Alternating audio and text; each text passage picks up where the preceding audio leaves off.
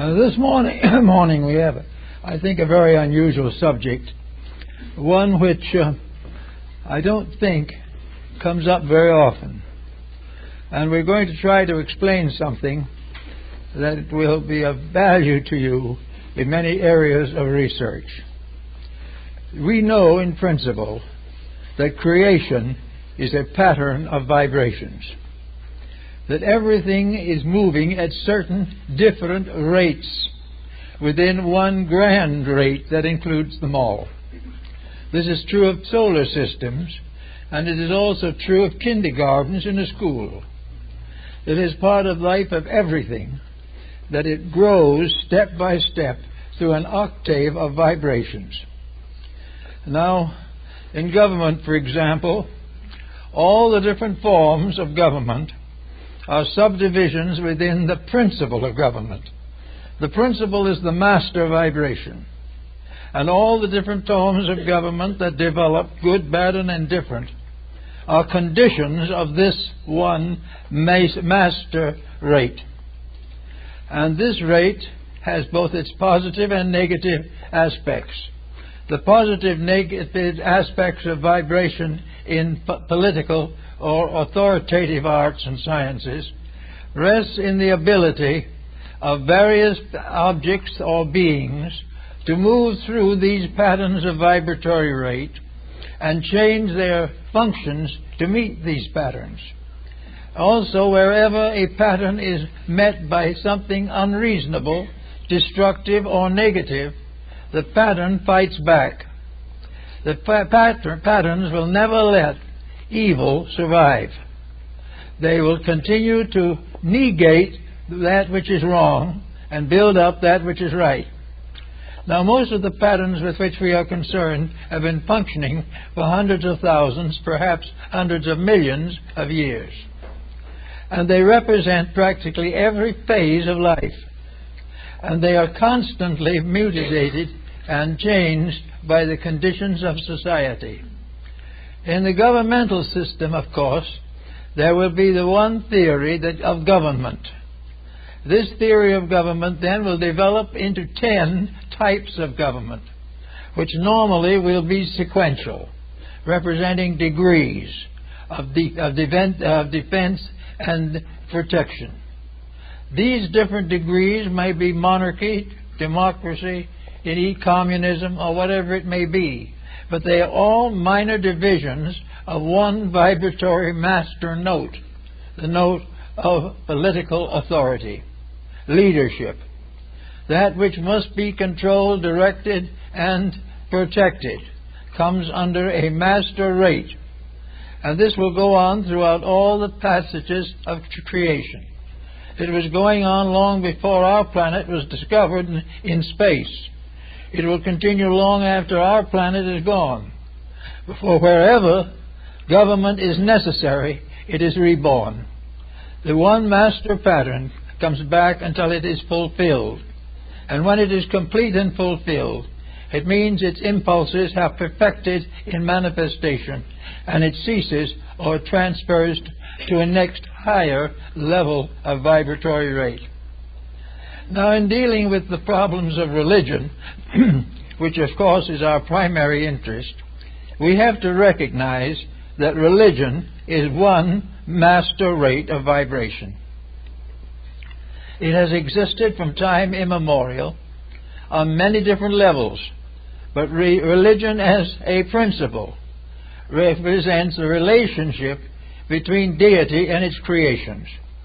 Religion is deity being recognized through all the aspects of its manifestations.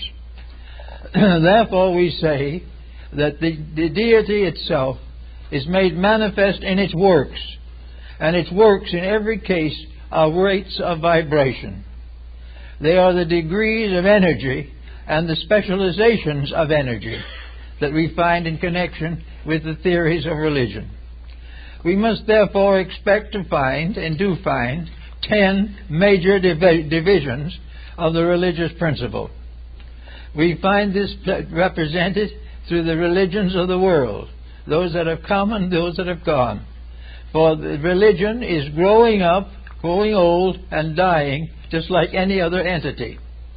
And when it dies only because it is completed, that there is nothing left that it can add. At that time, the development of humanity passes to another level, and a new power takes over. Whenever a power is complete, a cycle is complete.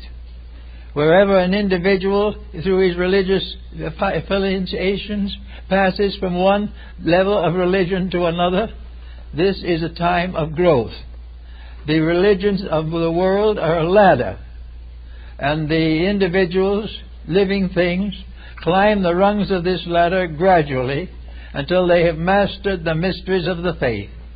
When they have mastered the whole key to religious manifestation, then religion as such is no longer applicable to them. It is not longer applicable because there is no possible way in which they can infringe upon the integrities of life. So we watch the development of religions, and we realize another interesting point that I think we should always manifest, namely that in all these cycles of vibration there is conflict. Religions are in conflict because of the attitudes of people. The religion itself is never in conflict with another religion. But its followers, having developed sectarian allegiances, become in conflict with all forms other than their own. So we have a great struggle in the world over religion.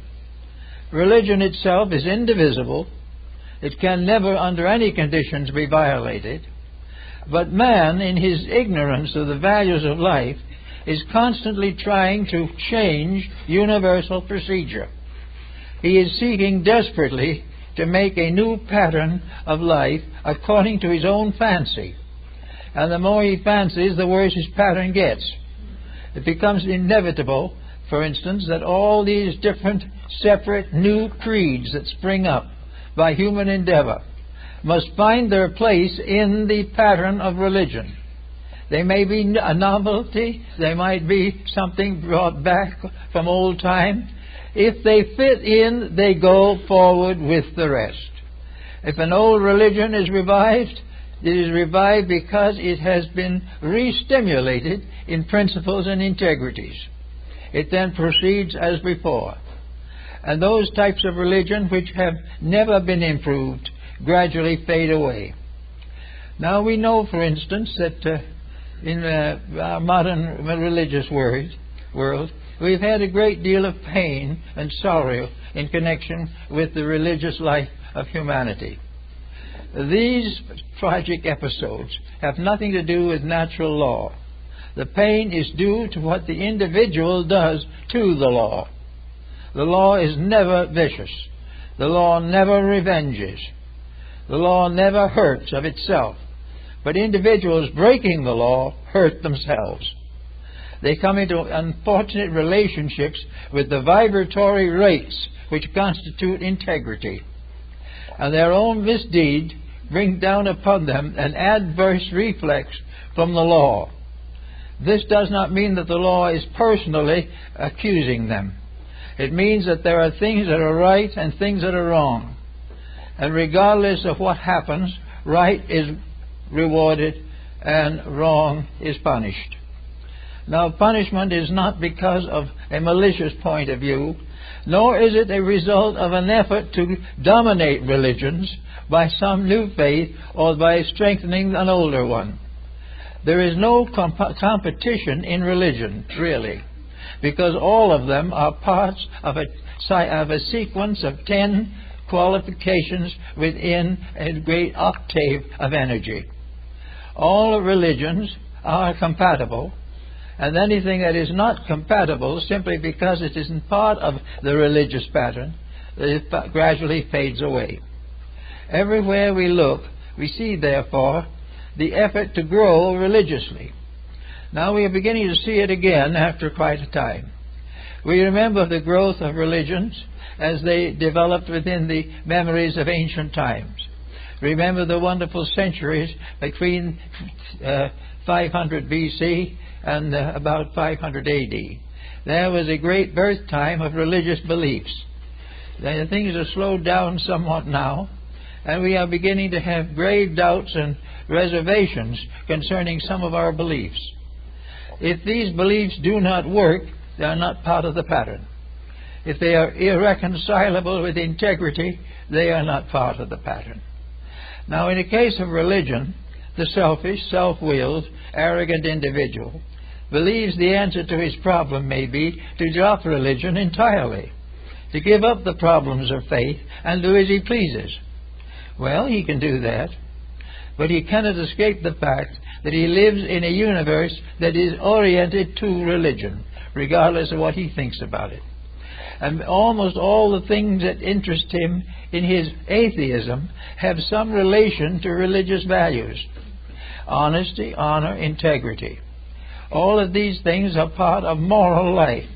They are part of the great octave which we call religion. Any one of them being violated brings with it a certain inevitable consequence. This consequence is not a revenge on the part of the law. It is not a punishment by a being or by an intelligence against the person who has violated principles. It is simply that the breaking of a rule cuts off the value of that rule and leaves the individual in need of certain things which are brought only by that rule. Therefore, we must be rather careful in regarding any religion as superficial. Now, in religious life, we have a series of 10 degrees, from the highest to the lowest. The highest, of course, would be perfect religion. Religion in which there is no conflict or contradiction. Religion on that level means totally and completely in conformity with truth. And in that conformity, the individual, regardless of the level of his intellect, has no conflict with any belief, any integrity that other people may have. He will have the capacity to accept the search for reality and be very grateful for those who advance along that path.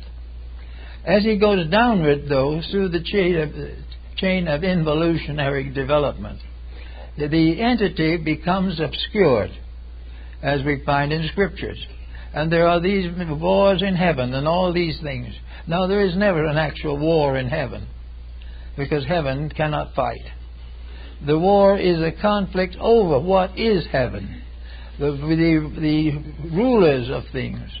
The ambitious ruler takes the attitude, possibly, that God should be on his side. If God doesn't appear to be on his side, it's a very serious shock. But it has to be. The truth is never on the side of error. It is on the side of correcting an error. It is never competitive. For all truths lead to unity. All errors end in diversity. Everything that is essential to our forthwith growth is going to lead us nearer to the realities we seek. And in so doing is going to help us to be better people all the way along. Now, when we come into life in an incarnation or embodiment, we bring in with us the records of our own achievement in the vibratory level of religion. We bring our religion with us. Not our religion in the sense of a creed, but our religion in sense of an integrity. If we were reasonably developed in a previous embodiment, we will be reasonably developed now. If we avoided and evaded then, we will be suffering from the consequence of avoidance and evadance now. We will pick up our religious life where we left it off. We will pick it up with the selfishness and the unselfishness, the kindness and the cruelty, the strength and the weakness that measured it in the past. And the individual coming into life nearly always becomes concerned about the spiritual aspects of his own nature, because he is primarily a spiritual entity. Therefore, all of his material actions are karmic to some degree. They represent need of further experience to prove moral or ethical integrity.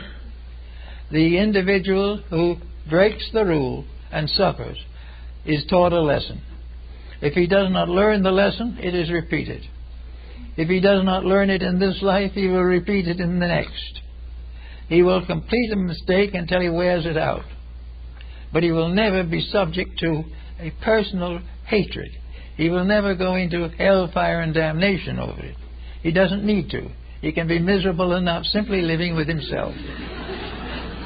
And in so doing, learning that he cannot accomplish certain misdeeds successfully. So we come into life in various degrees of this religious pattern. Assuming that there are 10 levels of religion, and that within these 10 levels there are 49 subdivisions, we realize that there's room for a large diversity of religious differences and opinions. But in all cases, the basic integrities are the same. They come in a different language for different people. They use different symbols for different nations. They use different words for different languages. They come with all the differentiation that is necessary to adjust them to the consciousness of the group toward which they are being developed. So that in this religious grouping, we have not only all different types of orthodoxy, but all different types of heterodoxy. We have the world religions, we have all the theories and practices of our ancestors, and we have with it all a tremendous philosophical background. And that philosophical background is the basic background of the vibratory rate of religion itself. There is only one basic religion, never has been but one, and never can be but one, because it is a ray of the infinite. And the infinite only has one ray for that, and never wears it out. The individuals living or developing within these patterns wear out their rebellions and come finally to peace with the law itself. When we come at peace with the universal law, political, social, economic, industrial, educational, that law no longer becomes a frightening thing. We are no longer afraid of the values that we have learned to accept. We also have become aware that in the pattern of values there is always a space for promotion. When we think we have everything we need and we are just so proud of ourselves we can hardly bear it, something goes wrong and we suddenly discover that we have to go on and do some more. And we have to keep on growing through this pattern of religion until we have completed the 49 levels which go from absolute negation to absolute fullness. The negation, however, is not the presence of evil. The negation is only the absence of the active participation of the universal law in the habits and practices of humanity. So we are very much concerned then in trying to understand some of the problems we have today. We have now a proof of many things. Statesmanship, government, is a unit. It is a vibratory keynote. A government is part of a marvelous cell, or we'll say a unit of power. The government is part of one great vibratory rate, and it extends all the way from the perfect inconceivable government to the lowest possible local political situation. And all these things are harmonious. Now, when we try to adjust to them, we come into problems. The individual trying to take a law of progress in government and kind of tip it a little bit to his own advantage, breaking a little of the ethics in order to advance his own purposes, immediately he is in trouble. There is no possible way for him to avoid the trouble, because when you're walking with the law, there's no other direction you can walk without pain. So then the mistake that has been made is caught up with, and the individual has to change. Now a nation may go against the law. Nations have been doing that pretty steadily here in the last 50 years. They've all been out for the dollar and for power. And we watch them. One by one, they get into more and more trouble. They get into a trouble that will continue as long as they break the rules. Now, a lot of people would think, I would say under those conditions, that these nations that are in trouble are being punished by the law. They are not. They are punished by their own attitude toward the law. The law is not punishing anybody. It is simply failing to cooperate with that which is bad. That which is unlawful will never be supported by law. That which is lawful will always be supported. And if for one reason or another the support is delayed, it will come in due time. So we look around and we see nations in great trouble. And our first thought is, of course, that some heavenly power, some mysterious dictator, some grand spirit beyond our reach is punishing us for our mistakes. The problem is not that way at all, because the instrument of punishment and fulfillment are all under our own skin.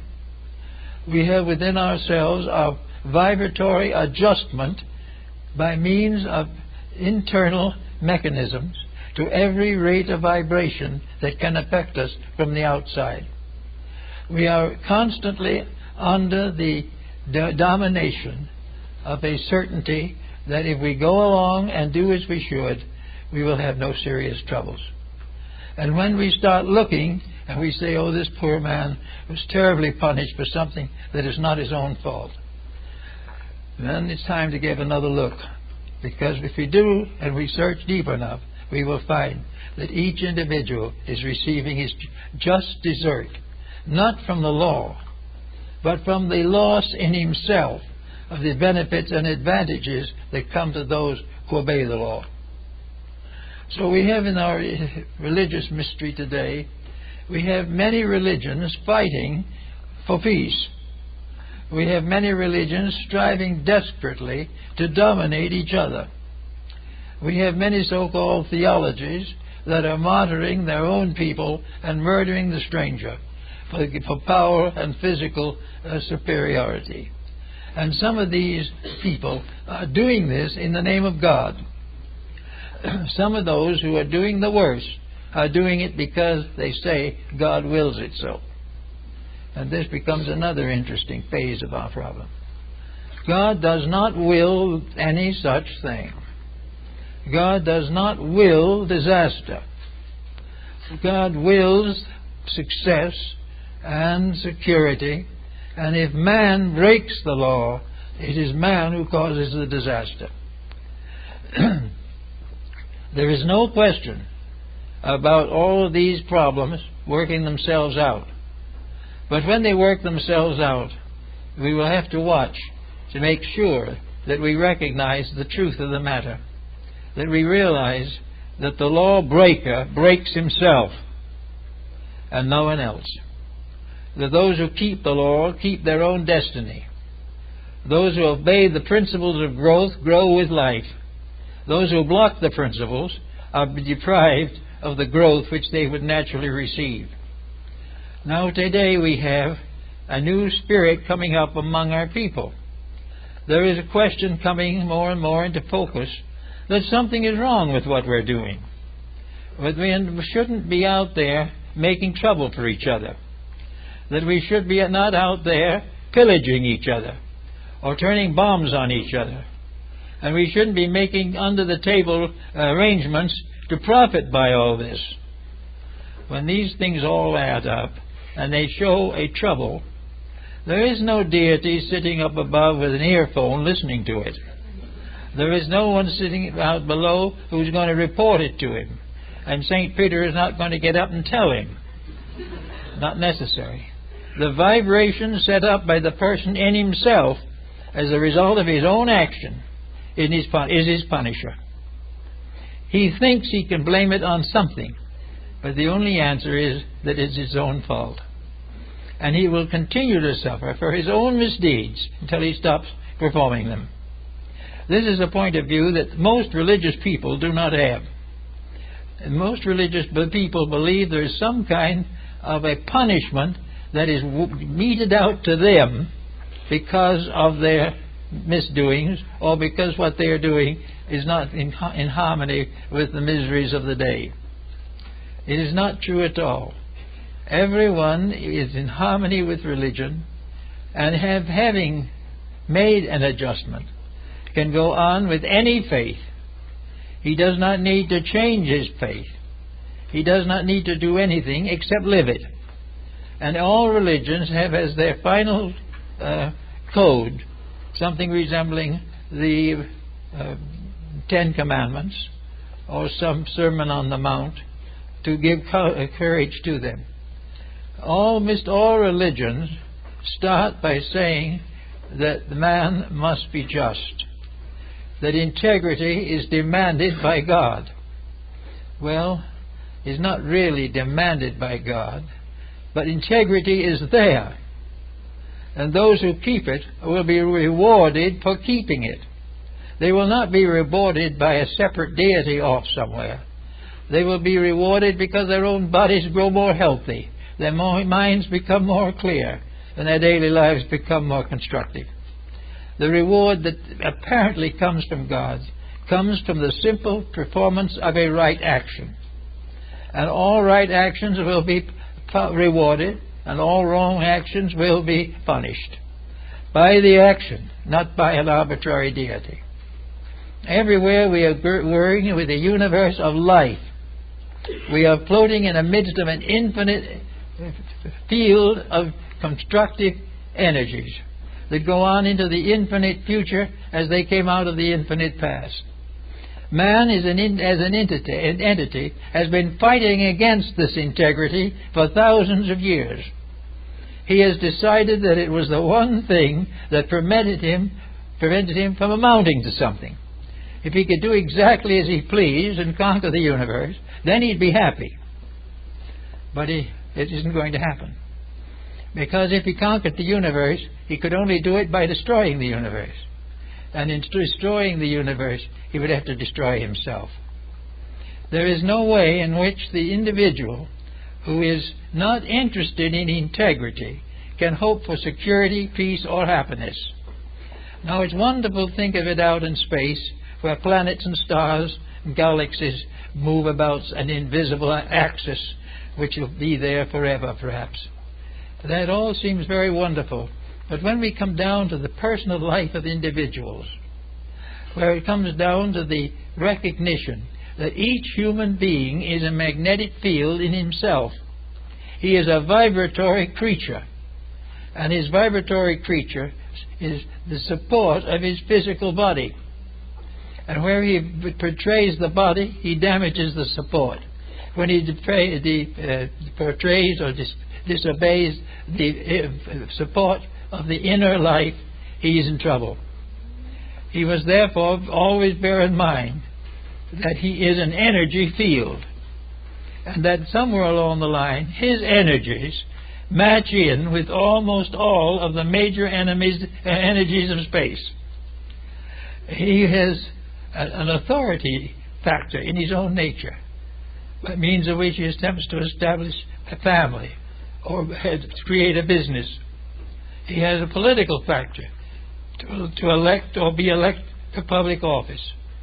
He has a creative factor which is going to help him to succeed in some personal field.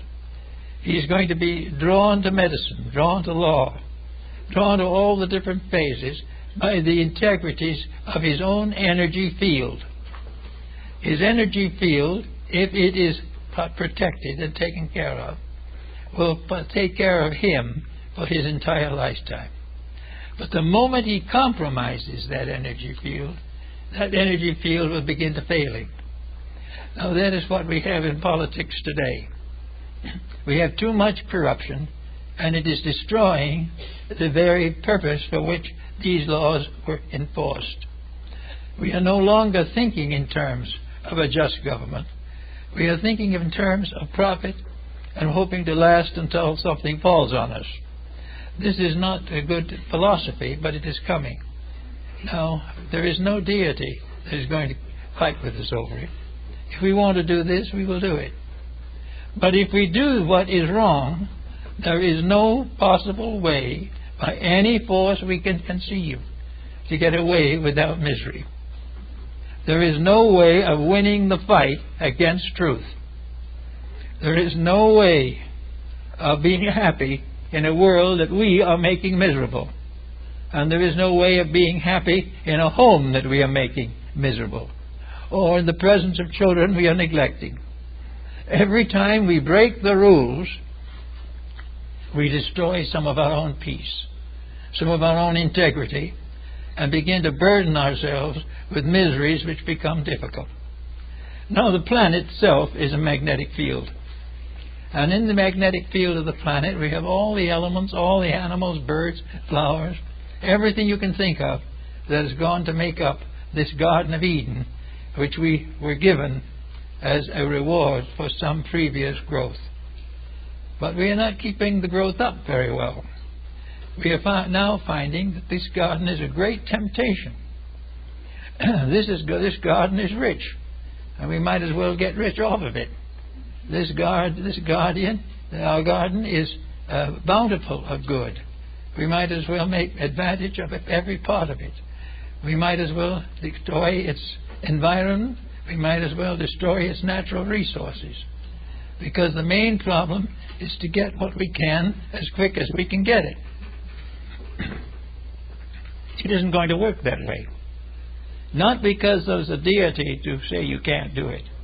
But the moment we begin to misuse resources, these resources of themselves turn on us. When we misuse the resource of environment, it slowly turns on us, destroying by punishing us as a result of our own misdeed. No person is required in this. No particular being must hand out the punishment. The moment we break the rule starts to break us. And if we do not bend our way, we have to find it back again through suffering. So we have now a new century coming up here in the few years. A century which many people are hoping is going to do some good. And at the same time, another lot of people are worried about the probability of getting what we are deserving.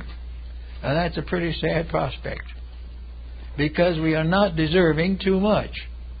We are not deserving rewards for being foolish, stupid, and dishonest. We are not becoming successful because we are exploiting the universe that we inhabit. This marvelous compound cell that we call the planet or the solar system.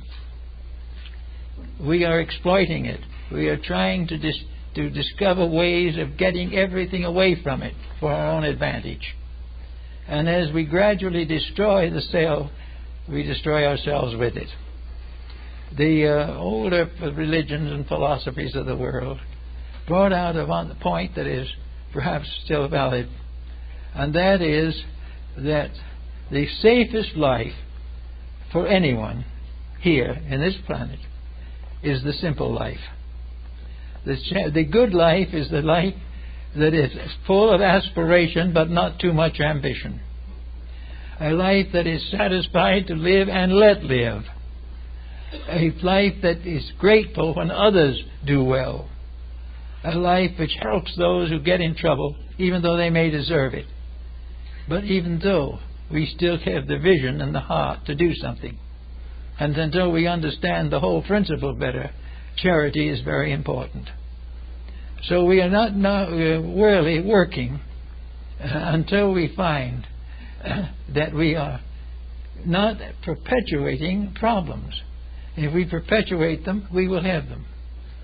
Now, how are we going to know whether we're perpetuating problems or not? Well, the only thing we need to know is whether what we're doing is working well or not. Is our educational system satisfactory? Are the young people getting the education we believe they need? Are the young people themselves satisfied that they're being given the instruction that is useful to them? Are we convinced in our own minds that we're doing the best we can, or whether we are consciously and intentionally compromising everything because it's a little too much work? Then we have another problem that comes out of the same thing. If these young people are graduated to do what we have done, the years of the 21st century will be very rough on them, because we are now facing into the consequence of a personal and collective mismanagement. We are paying for the mistakes we have made and for the faults we have never corrected. We are also paying for an educational system which we have variously distorted in order to make sure that it would advance our personal desires. We are in the same respect with our religion. We are now looking for a religion that is going to help us to be better without effort. And this is not going to happen. And yet it's not possible where a group of evil spirits are going to sit there to make us uncomfortable. It means that where an adjustment is achieved by the person, the consequence is bound to accumulate against the common good. So we have to work all the way along with the realization that we are dealing with vibrations, that we are dealing with a continuous mass of living energy moving from one thing to another. This same energy can cause us to have dyspepsia. This energy can give us a headache. This energy can lead the desperate person to narcotics. And it can lead the more desperate person who found out the facts off of narcotics. We are in the midst of a confusion of desperations. Our world is falling apart. Nations are falling at each other's throats. Every time we open the book or read the newspaper, something's gone wrong. And we begin to say, we are the victims of an outrageous destiny. We are not outrageous anything except ourselves. We began in the early 1900s here with the policy of great wealth. We gained our great wealth by exploiting the immigrant labor at that time, which later, however, has more or less regained its position.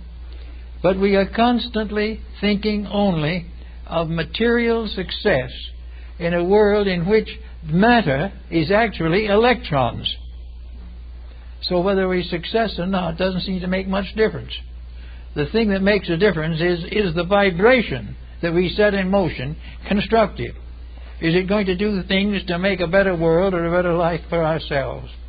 Is neglecting our responsibilities in order to have fun going to pay off? And the answer is, if you understand science sufficiently, it can never pay off. Now this brings us to the realm of science for a moment, as to what is there and what we have to do about it. Science is working very hard to split atoms and do all kinds of interesting and phenomenal things, like putting people on other planets. That's very part of a nice little game that science plays. But there are other things that are more important. It's very important for science to realize that the very world in which he functions is a world of infinite energy, and that the only thing that is proper to knowledge is to find out what that energy wants. Because if it was wise enough to create us in the first place, it can probably tell somebody who listens where we're going in the second place. If we are able to use science to solve the mysteries of our own ignorance, it could be a very wonderful thing. If we could use science not to produce more and more contraptions to confuse us, but to straighten out our thinking so that we know that 2 and 2 makes 4 instead of 2 and 2 making great fortunes somewhere. We need to have a clear line by means of which science, discovering the vibratory pattern of life, assists all things to keep that pattern, to obey those laws, and to fulfill the destiny which those laws and those principles have intended. There is no doubt in the world that the universe wants to have a happy existence. It wants to fulfill itself. It wants to have the success that comes with achieving what is necessary for security and peace. It wants us to learn to grow without suffering, learn to keep our tempers without being frustrated, learn to face the mature experiences of living without being subjected neurotic. The nature wants us to recognize that we grow because it is the law of existence. And if we grow happily, we are happy. If we grow fighting every step of the way, we are unhappy. If we have to decide between natural growth and television, we must learn to select natural growth. Television at the present time couldn't be much worse. They say it can be, we're just waiting. But the answer is that all this type of thing, hour after hour, waiting and sitting in front of a tube to watch things that have no meaning in the first place, or major proofs of what's wrong. And if the proofs of what's wrong, we're not going to accept that proof anyway. But we should be doing things to learn, to help, to create, to provide. We should learn to take the energy we have in life and make it earn a destiny that is suitable. By the right use of our potentials, we grow. If we use one energy wisely, we will have a second energy given to us. If we may become master over our own dispositions on one level, we will have the strength to master them on another level. Growth is what is intended, and nature is perfectly happy for happy growth. It doesn't want miseries. But where every individual grudges everything he does right and considers ill-doing a vacation, we're going to have the same problem. But you are living in a universe of energies, absolutely impossible to violate. We are living in a situation in which we keep the rules and the rules keep us. Break the rules and the rules break us. There's no ifs, buts, and ands about it. There is no way of doing it wrong and being rewarded in happiness. So we have to look around and see what we can do. We're working with the school system. We're working with all these problems, but they're all being pointed towards the perpetuation of the present condition. There were little improvements here and there, a little better this and that, and perhaps something a little stronger in higher education. But for the substance of the thing, no change. The change is the thing that has to come, and the change is basic. We can put all the patches and all the postgraduate courses on that we want. We can build new devices, new machines, until the universe topples over from its own devices. But this will not do it. The answer is very simple. We will have to learn the simple facts of doing it right in the first place. We have to learn to use common sense and integrity. We have to use the virtues which our ancestors praised, even if they didn't keep them. We are certainly going to be forced in the next 25 years to decide whether we want to make our own mistakes and perish, or clear up our condition and survive. We are being given an opportunity for the best and most important improvement that is possible. We are in need of idealism. We will get it if we want it. We are in need of integrity. We will get it if we earn it. We can do all these things and meet the next generation, or the generations to come, with a clean slate and a clean world. We can recognize the fact that we can conserve resources, that we can control environment, that we do not need to poison the air, that we do not need to toxify all of our foods. These things are not necessary, but they represent little shortcuts to the ways of profit. And with these we're going to have trouble as long as we have them. And we'll never be able to create a government strong enough to sustain us in our mistakes. It's not possible. And then when we realize that, then we'll stop making the mistakes and do it right in the first place. Now, in our little religious world that we are living in now, our own particular little world of hopes and ideals, we find a great interest coming up. A new world is breaking for integrity. We are becoming more and more aware of the necessities of cleaning house. And more people are willing to do it. Little by little, the improvement of character is becoming something generally to be hoped for. And I've noticed in many publications that have been coming along recently, the new ideas in schooling, the new ideas in marketing, the new ideas in education. They are all working towards the solution. Now, not one of the ones I've talked with have been thinking of doing this for the sake of pleasing God. That was the old way. Now they're believing that the proof of the pudding is to please the universal plan of things. Well, many people will probably like to call the universal plan the will of God. And who shall say they're not right? Maybe it is. It well could be. But whatever it is an immutable principle against which we cannot survive without obedience. Therefore, the time has come definitely to watch these changes, to see how the tendency has altered. That now atheism is no longer very popular. Atheists are very quiet these days because they have no one who wants to listen to them. And they're having hard trouble believing it themselves. But in common case, they're coming around to realizing that a government is failing, that a world is getting more sick every day, and that nations that are hardly large enough to actually be counties are now independent states. And all these things, and everybody disliking everybody. Everybody waiting for someone to turn their back so we can grab what they have. This type of thing is beginning to be very sickening to a very large group of people. And this sickening is simply the evidence of having done it wrong. The sickening isn't being pointed out by the finger of God, but it is being pointed out by the history of our day, by the circumstances and the conditions.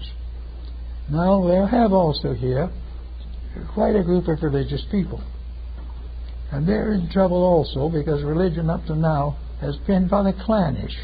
It has never been liberal or broad in its consequences. Religions have been at war with each other since the dawn of time. We have wars and various difficulties. We've had persecutions and massacres in which, in the name of God, we have been murdering our friends and relatives for ages.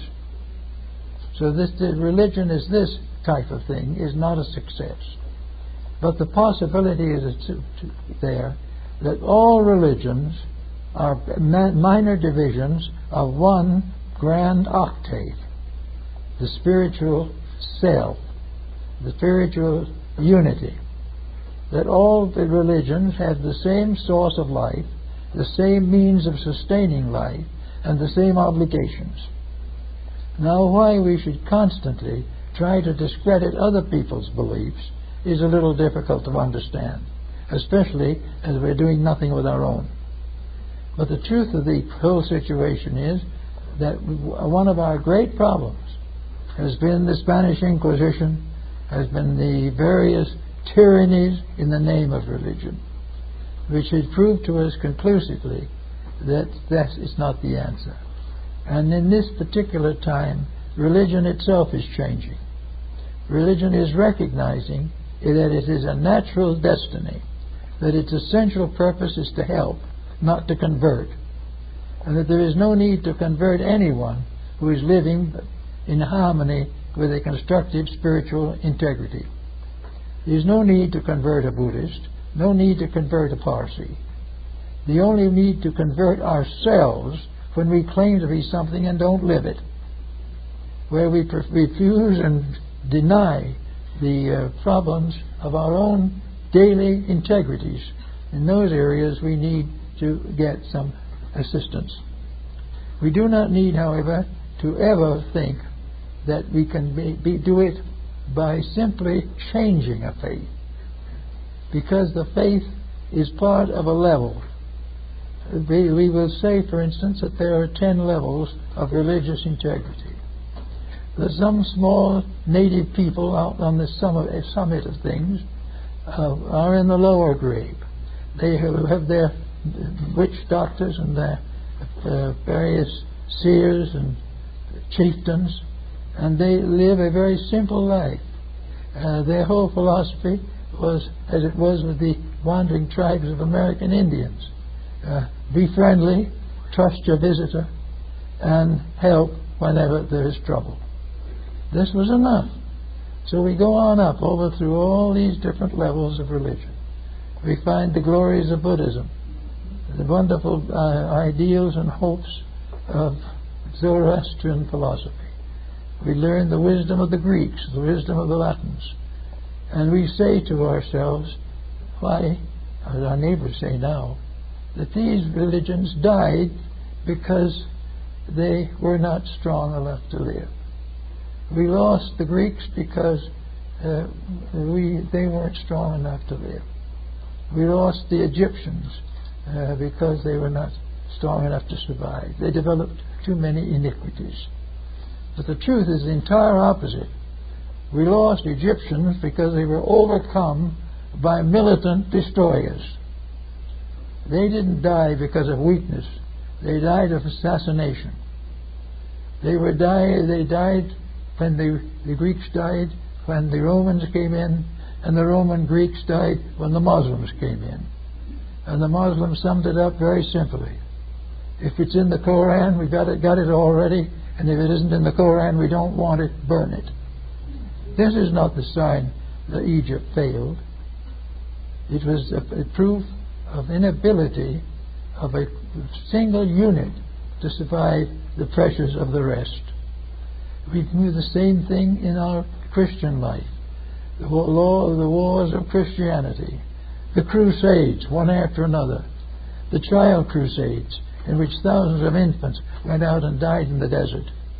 All these things are not because of God, are not because of evil beyond the guardians of Gog and Magog. These difficulties are due simply to the fact that we don't accept the fundamental fact that it is our business to clean this up, and it is not the business of heaven to receive our prayers and petitions, but to roll up our own sleeves and see that it doesn't happen again. And we have the same with wars all over. One group is down, it has to be democratic, and the other group is democratic and doesn't like the Democrats. Everything is different. Everything is confused. A man gets up and someone contradicts him before he says anything. And this is all presumed to be inevitable and nothing you can do about it. The fact it is not inevitable.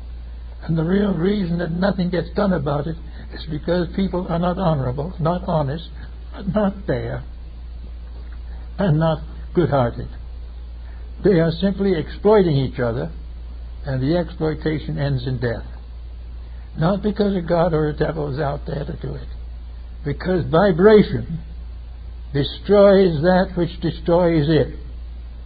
When we put a bad vibration into a pattern, that pattern is gone. When we make a bad vibration in the human body, we sicken and die. When we become afflicted with a bad habit, drugs and things of that nature, the body sickens and dies. Wherever we abuse civilization, it sickens and dies. Everywhere it is the integrities that have to live. And if we have those, we have nothing else to worry about. The problem is not to find a solution or some hero to stand up and tell us what to do. The hero may make his own rewards in the world to come. But we have to make ours by doing it ourselves. And that is what we find is facing us in the 21st century. We've got to get something out there that's some good, something that is more than profit, something that is more than finding new ways of exploiting natural resources. We've got to find ways of ending war, and we've got to find ways of bringing people to the realization that we live in an honest universe, and the only way we can live in it well is be honest ourselves. The day of the corrupt leaderships of the past, which we can read in any encyclopedia or in any history, the leaderships of tyranny, the leaderships of corruption, the leaderships of mass murder. All of these things have brought us where we are because we deserve to be there. But it's perfectly possible to change it. There is nothing about evil that good cannot remedy. There is nothing about the problems of the moment that wisdom cannot solve, if that wisdom is intelligent and constructive. Now we want to set up great systems to fight this corruption. We want to have special ways of doing it and make a great ado about it all. It's not that difficult. We don't need new courses on all this. We simply need basic intelligence. We need to take the courses we already have and put soul back into them. Because what the whole educational system, the political system and the industrial system have lost their souls. They've lost their contact with the infinite good. And this infinite good is not necessarily a person. It is an energy, a principle, a vibration, something that has arisen in space long before our time. Where it came from we do not know, but we are affirmed and tend to consider that whatever it is a sovereign good, and we can call that sovereign God, and we will not be far from the truth. For the infinite principle of good is worshipped by philosophy under the symbolism of God. But God is the one thing that nothing can pervert, nothing can injure, nothing can corrupt. Therefore, to stay on that side of the fence is to stay with security to the end of time. The days of corruption are numbered because we haven't the resources to preserve them. And the time now is very near when we're going to have to live ethically if we want to survive. And we do want to survive, and we will survive. But we would like to do this rather pleasantly. We would like to survive rather cheerfully, so that our children and their children will have a pleasant world to live in. We would like to work in a way in which there won't be any more wars because there'll be no reason for them. We would like to have food for everyone instead of wasting it. We would like to have better living conditions instead of using almost all of our resources for weaponry. Quiet, simple people, ordinary people, working quietly together can do what the giants have never been able to do. Give us a world worth living in. And as we do that, we climb up this stand of the vibrations, and we find that there's a vibration within our own bodies for each of these levels. Each of these levels reacts into us because we are all planets. We are all solar systems. Small ones, yes, but the same general principle. And we can make the same corrections in ourselves that result from a wise viewpoint in larger matters. We can become peace-loving in our own natures. We can forgive our enemies and we won't have them anymore. We can be unselfish and we can get away from a competitive arrogance in which we try to outwit and out-wisdom everybody else. The problem is not to do these things at all, just to daily keep the rules. Keep the rules that created us. Keep the destiny which confronts us. Continue to go on to do what is right and what we know should be done until it is done correctly. That will give us the new start and a new foundation for a better life than we've ever known here. There is no reason why a people as intelligent as the modern world cannot reorganize itself to keep harmony with the rules of its own salvation. We know these rules exist. We see people falling under them and trying to crawl out again. We see all these things failing from lack of integrity. But it hasn't occurred to us to try to improve the integrity. What we have tried to do is to find new ways of bolstering up our corruptions. It can't be done. We might as well get used to the idea and set to work to use the truths we know and the principles that we are learning to understand to become useful and become a help to our own kind. The more we do that is right, the better the future will be, and we will come into the new century with hope and understanding. Thank you.